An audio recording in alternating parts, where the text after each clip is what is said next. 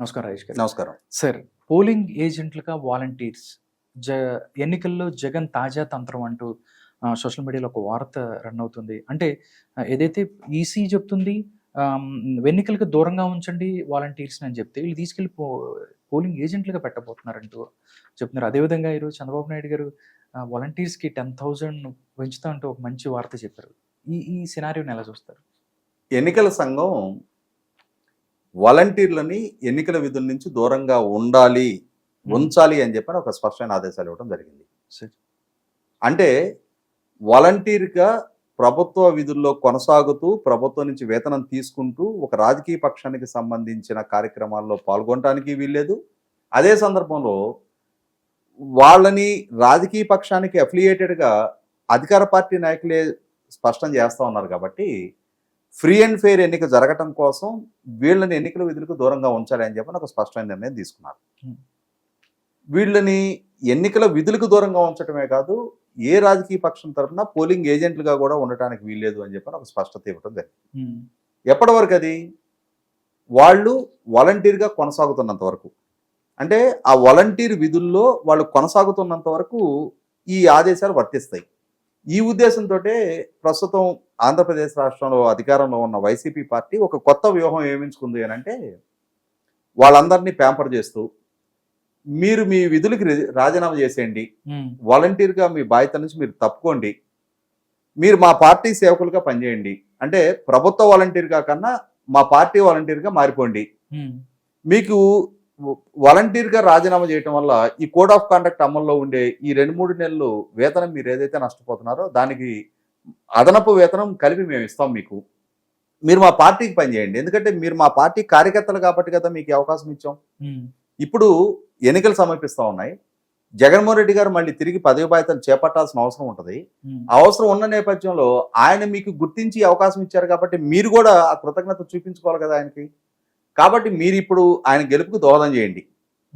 ఆ దోహదం చేసిన తర్వాత రేపు మళ్ళీ మనం అధికారంలోకి వచ్చిన తర్వాత, అంటే రేపు అధికారంలోకి వచ్చిన తర్వాత వస్తారో లేదో తెలియదు. ఇప్పుడు ఎన్నికలు ప్రజలు ఏ తీర్పు ఇవ్వబోతున్నారనేది ముందే మనం ప్రెడిక్ట్ చేయలేం.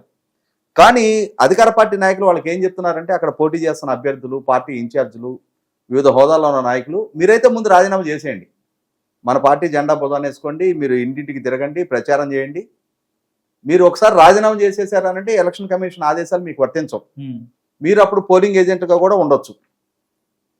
ఇక్కడ గమనించుకోవాల్సిన చాలా కీలకమైన అంశాలు ఉన్నాయి. ఒకటి, వాళ్ళని ఇప్పటి వరకు వాళ్ళకి ఏం చెప్తా వచ్చారు, మీకు ఈ వాలంటీరు 5,000 రూపాయల వేతనం ఏదైతే ఉందో, మీ పదవి ప్రస్తుతం అంటే పర్మనెంట్ ఎంప్లాయీగా పరిగణించడానికి వీలు లేని పార్ట్ టైం స్వచ్ఛంద సేవకులు మాత్రమే, మీరు ప్రభుత్వ ఉద్యోగులు కాదు అని చెప్పని చెప్తూ వాళ్ళు వేతనం పెంచమని ఈ మధ్య ఇప్పుడు ధర్నాలు చేస్తే కూడా మీరు పార్ట్ టైమే పనిచేస్తున్నారు, మీకు ఇచ్చేది అంతే అని చెప్పని చెప్పిన పాలకులు ఎన్నికలు సమీపిస్తున్న సందర్భంగా ఇప్పుడేమో ఆశ పెడుతున్నారంటే, రేపు మిమ్మల్ని రెగ్యులరైజ్ చేస్తాం, రేపు మీకు వేతనాలు పెంచుతాం. ఎస్, రెగ్యులరైజ్ చేస్తారు, వేతనాలు పెంచుతారు. ఎప్పుడు పెంచుతారు? మీకు పెంచే చిత్తశుద్ధే ఉన్నట్టయితే, రెగ్యులరైజ్ చేసే ఆలోచన ఉండున్నట్టయితే కోడ్ ఆఫ్ కాండక్ట్ అమల్లోకి రాకముందే చేసి ఉండొచ్చు కదా. చేసి ఉన్నట్టయితే మీకు వాళ్ళు పనిచేయడానికి ఆస్కారం ఉండేదేమో, వాళ్ళ సర్వీసెస్ వాడుకోవడానికి ఆస్కారం ఉండేదేమో, కానీ ఆ ప్రయత్నం చేయలే. నిన్న నాదెండ్ల మనోహర్ గారు పెట్టిన ప్రెస్ మీట్లో తేటతెల్లమైంది ఏంటి, ప్రభుత్వం వాలంటీర్ల నియామకం కోసం చేసుకున్న ఒప్పందం ఏదైతే ఉందో ఆ ఒప్పంద గడువు మే 31 తారీఖు తోటి ఎక్స్పైర్ అవుతుంది. అంటే మే 31 తర్వాత వీళ్ళు ఇంకా ప్రభుత్వంతో ఎటువంటి అటాచ్మెంట్ ఉండదు. అంటే జగన్మోహన్ రెడ్డి గారి ప్రభుత్వం కూడా దాని మీద విధానపరమైన నిర్ణయం తీసుకోవడానికి ఇప్పుడు కోడ్ ఆఫ్ కండక్ట్ అమల్లో ఉంది. కాబట్టి మే 31 కాదు, మేము జూన్ 30 నాటికి ఎక్స్పైర్ అయ్యేటట్టుగా దాన్ని సవరణ చేస్తున్నామని చెప్పని విధాన నిర్ణయం ప్రభుత్వం నుంచి తీసుకోవడానికి కూడా కోడ్ ఆఫ్ కండక్ట్ అమల్లో ఉన్న నేపథ్యంలో జగన్మోహన్ రెడ్డి గారికి కూడా సాంకేతికంగా సాధ్యం కాదు. అంటే బై హుక్ ఆర్ కుక్ వాలంటీరు మే 31 తర్వాత వాలంటీర్ కాదు. కొత్త ప్రభుత్వ పదవి బాధ్యతలు ఎప్పుడు చేపడతారు? జూన్ 4 లెక్కింపు జరగాలి. జూన్ 4 లెక్కింపులో జగన్మోహన్ రెడ్డి గారి నెగ్గితే ఆయన వాగ్దానం చేస్తున్నట్టుగా నేను మొట్టమొదటి సంతకం దీని మీదే పెడతాను అంటున్నాడు. అంటే రెగ్యులరైజేషన్ కోసం ఆయన ఏంటి ఇప్పటికి ఈ వ్యవస్థ ఏదో రద్దు అయిపోయినట్టుగా, రద్దయిందా? వాళ్ళని ఎన్నికల విధుల నుంచి దూరం చేయమన్నారు అంతవరకే. అంటే ఎన్నికల సందర్భంగా సంక్షేమ పథకాల నగదు పంపిణీ వాళ్ళ ద్వారా చేయొద్దు, వాళ్ళు ఓటర్ని ప్రభావితం చేయడానికి ఆస్కారం ఉంది కాబట్టి ఎందుకు ఆ అభిప్రాయానికి ఎలక్షన్ కమిషన్ వచ్చింది? మాంసం తింటున్నారని చెప్పని మెడలో ఎముకలు వేసుకోని ఊరేగాల్సిన అవసరం లేదని చెప్పని అంటారు కదా. ఇవాళ మీ పార్టీ కార్యకర్తలకి నియామకం చేపట్టారేమో, కానీ వాళ్ళ మొహాన ఆ ముద్రలు మీరే కదా గుద్దింది. వీళ్ళు మా పార్టీ కార్యకర్తలు, 90% మా పార్టీ కార్యకర్తలు, మన సైన్యం, మన బలం అని చెప్పని ముఖ్యమంత్రి నుంచి వివిధ హోదాల్లో ఉన్న మంత్రులు, శాసనసభ్యులు పదే పదే మీరు మా బృందం, మీరు మా సైన్యం, 2,60,000 మంది వాలంటీర్ల సైన్యం మాకుంది, మీరు స్లీవులు మడత పెట్టండి అని చెప్పని ముఖ్యమంత్రి కదా వాళ్ళ మెడల్లో ఆ లేబుల్ వేసింది. ఇవాళ ఎలక్షన్ కమిషన్ ముందు వాళ్ళని ఎక్స్పోజ్ చేసింది వీళ్ళే కదా. ఇటువంటి నేపథ్యంలో ఎలక్షన్ కమిషన్ మీరే చెప్తున్నారు కాబట్టి మీ పార్టీ కార్యకర్తలు అని చెప్పని వాళ్ళు ఇంపార్షియల్ గా పని చేయరు కాబట్టి వాళ్ళని సంక్షేమ పథకాల పంపిణీ నుంచి దూరం చేస్తున్నాం. ఎందుకంటే వాళ్ళు ఓట్లను ప్రభావితం చేయడానికి, మీకు అనుకూలంగా ప్రభావితం చేయడానికి ఆస్కారం ఉంది కాబట్టి ప్రభుత్వం నుంచి వేతనం తీసుకుంటున్న ఏ వేతన జీవి కూడా రాజకీయ పరమైన యాక్టివిటీలో పాలు పంచుకోవడానికి ఆస్కారం లేదు కాబట్టి మేము దూరం చేస్తున్నాం అన్నారు. ఇటువంటి సందర్భంలో సాంకేతికంగా ఉన్న ఈ క్లిష్ట పరిస్థితులు అంటే మే 31కి వాళ్ళ అగ్రిమెంట్ పీరియడ్ ఎక్స్పైర్ అవుతుంది. జూన్ 4 కానీ కొత్త ప్రభుత్వం ఎవరు వస్తారో తేలదు. ఆ తేలిన తర్వాత పదవి బాధ్యతలు చేపట్టిన తర్వాత వీళ్ళే కొనసాగుతారా లేదో కూడా తెలియదు. ఇటువంటి పరిస్థితిలో ఇప్పుడు బలవంతపు రాజీనామాలు చేపిస్తున్నారు. బలవంతపు రాజీనామాలు చేయించి వీళ్ళని పోలింగ్ ఏజెంట్లుగా కూర్చోబెట్టుకోవడానికి. అంటే ఆ పార్టీకి ఇక పార్టీ స్థానిక నాయకత్వం లేదు. ఓన్లీ వాలంటీర్ల బలమే. అంటే ఆ పార్టీకి గ్రామ కమిటీల నుంచి రాష్ట్ర స్థాయి నాయకత్వం వరకు వివిధ హోదాల్లో పనిచేస్తున్న నాయకులు ఉన్నారు కదా. చాలా మంది పంచాయతీ సర్పంచ్లు ఉన్నారు, ఎంపీటీసీ మెంబర్లు ఉన్నారు, ఎంపీపీలు ఉన్నారు, జడ్పీటీసీ మెంబర్లు ఉన్నారు, జడ్పీ చైర్మన్లు ఉన్నారు, ఎమ్మెల్సీలు ఉన్నారు, ఎమ్మెల్యేలు ఉన్నారు, ఎంపీలు ఉన్నారు. ఇంత విస్తృతమైన యంత్రాంగం ఆ పార్టీకి ఉంది కదా. 151 స్థానాల్లో గెలిపించిన కార్యకర్తల బలం ఉంది కదా. ఇవాళ పోలింగ్ ఏజెంట్లుగా కూర్చోటానికి ఈ వాలంటీర్లు తప్పితే ఇంకెవరు లేరా వాళ్ళకి? అంటే ఇక్కడ ఏమర్థమవుతుంది, జగన్మోహన్ రెడ్డి గారు తన అసలు సిసల సైన్యమైన 2019 ఎన్నికలకు ముందు ఈ వాలంటీర్లు ఎక్కడున్నారు? వాలంటీర్లు కాదు ఆయన గెలిపించింది. ఆయన్ని గెలిపించింది తన పార్టీ కార్యకర్తలు. ఆయన జైల్లో ఉన్న ఆ పార్టీ జెండా మోసిన కార్యకర్తలు, ఆయన ప్రతిపక్షంలో ఉన్న ఆయన అనుసరించిన కార్యకర్తలు, ఆయన ఇవాళ అధికార బాధ్యతలు చేపట్టినాక ఆ కార్యకర్తలను విస్మరించారు. ఆయన ఆ పార్టీ శ్రేణుల్ని పరిగణలోకి తీసుకోవటంలో ఒక రకంగా అన్ని స్థాయిల్లో ఉన్న స్థానిక నాయకత్వాన్ని నిర్వీర్యం చేశారు జగన్మోహన్ రెడ్డి గారు. ఇవాళ రాష్ట్ర స్థాయిలో అన్ని స్థానిక సంస్థల్లో మనమే 90% నెగ్గామని చెప్పని జగన్మోహన్ రెడ్డి గారు డంకాపదే అని చెప్పుకుంటారు. ఎస్ నెగ్గారు, మీరే నెగ్గారు. కానీ ఇవాళ వాళ్ళని ప్రజల దగ్గర చెల్లని కాసులుగా కూడా మీరే మార్చారు.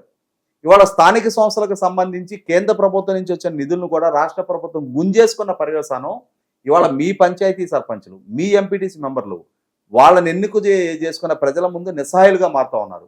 ఒక వీధి లైట్ కూడా మార్చలేని అసమర్థులుగా ఇవాళ ప్రజల ముందు వాళ్ళ చిత్రీకరణ జరుగుతూ ఉంది.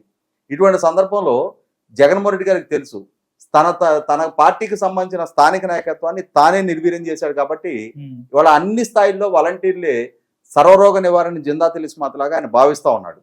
ఇక్కడ గమనించుకోవాల్సింది ఏంటి, జగన్మోహన్ రెడ్డి గారు రేపు నేను చేస్తా అని చెప్పని వాగ్దానం చేస్తున్నాడు. అదే సందర్భంలో ప్రతిపక్ష పార్టీలని వాలంటీర్లకు వ్యతిరేకులుగా చిత్రీకరించే ప్రయత్నం చేస్తున్నాం. పదే పదే చంద్రబాబు నాయుడు గారు, పవన్ కళ్యాణ్ గారు వాలంటీర్ వ్యవస్థకు మేము వ్యతిరేకులం కాదు, వైసీపీ కార్యకర్తలుగా పనిచేసే వాలంటీర్లు ఎవరైతే ఉంటారో వాళ్ళకి మేము వ్యతిరేకులం, మీరు న్యూట్రల్గా ఉండండి అని చెప్తున్నారు. ఈ రోజు ఉగాది ఉత్సవాల సందర్భంగా చంద్రబాబు నాయుడు గారు తమ ప్రభుత్వం వాలంటీర్ వ్యవస్థను కొనసాగించడమే కాదు, ఇప్పుడు ప్రభుత్వం నుంచి అందుతున్న 5,000 రూపాయల గౌరవ వేతనాన్ని 10,000 చేస్తానని చెప్పని వాగ్దానం చేయడం జరిగింది.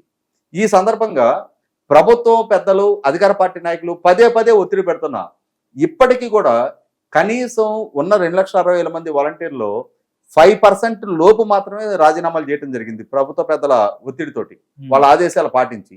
మిగిలిన 95% ప్రభుత్వం పట్ల ఈ బలవంతపు నిర్బంధకాండ, అంటే మీరు రాజీనామా చేయాల్సిందే అని చెప్పిన వాళ్ళకి ఇస్తున్న హుకుముల్ని పాటించాలా వద్దని ఒక కన్ఫ్యూజన్ లో ఉన్నారు. పాటిస్తే రేపు ఎటువంటి పరిస్థితులు ఎదురవుతాయి, 5 సంవత్సరాలు మనం పనిచేసాం. రేపటి రోజున మన కెరీర్ ఖచ్చితంగా రెగ్యులరైజ్ అవుద్దని గ్యారంటీ ఉందా? ఇప్పుడు 5 సంవత్సరాలు పనిచేసినాక ఇప్పుడు రాజీనామా చేయటం వల్ల మనం ప్రభుత్వంతో డిటాచ్ అయిపోతాం.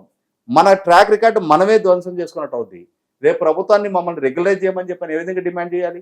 ఒకసారి మనం స్వచ్ఛందంగా రాజీనామా చేసిన తర్వాత ఇటువంటి పరిస్థితుల్లో వేరే కూటమి రేపు మనకు 10,000 ఇస్తాను అంటున్నారు. కాబట్టి మనం రాజీనామా చేయాల్సిన అవసరం లేదన్న అభిప్రాయానికి వాళ్ళు రావడం జరుగుతుంది. అంటే జగన్మోహన్ రెడ్డి గారి వాళ్ళ తన క్యాడర్ను కూడా కాదని తన స్థానిక నాయకత్వాన్ని కూడా నిర్వీర్యం చేసి ఏ వాలంటీర్ల మీద అయితే ఆధారపడుతున్నారో ఆ వాలంటీర్లే జగన్మోహన్ రెడ్డి గారికి ఎదురు తిరిగే పరిస్థితులు వాళ్ళే సృష్టించుకుంటున్నారంటే ఈ బలవంతపు రాజీనామాల ప్రతిపాదనల వల్ల. ఆయనకు పోలింగ్ ఏజెంట్లుగా పెట్టుకోవడానికి వాళ్ళ శ్రేణుల మీద ఆధారపడి ఉన్నట్టయితే, పార్టీ కార్యక్రమాల నిర్వహణ కోసం వాళ్ళ శ్రేణుల మీద ఆధారపడి ఉన్నట్టయితే, ఏ కార్యకర్తలు అయితే తనకి స్థాయి, గౌరవం, ఈ హోదా దక్కించారో ఆ క్యాడర్ని నిర్వీర్యం చేయకుండా వాలంటీర్ల మీద మాత్రమే ఆధారపడకుండా తన అసలు శిశుల బలం బలగం మీద కనుక ఆయన ఆధారపడి ఉన్నట్టయితే పరిస్థితి వేరుగా ఉండేది. ఇవాళ ఇంటికి కూటికి బంతి కూటికి చేరినట్టుగా జగన్మోహన్ రెడ్డి గారు తనకు తానే సృష్టించుకుంటున్న స్వయంకృతాపరాధం ఇది.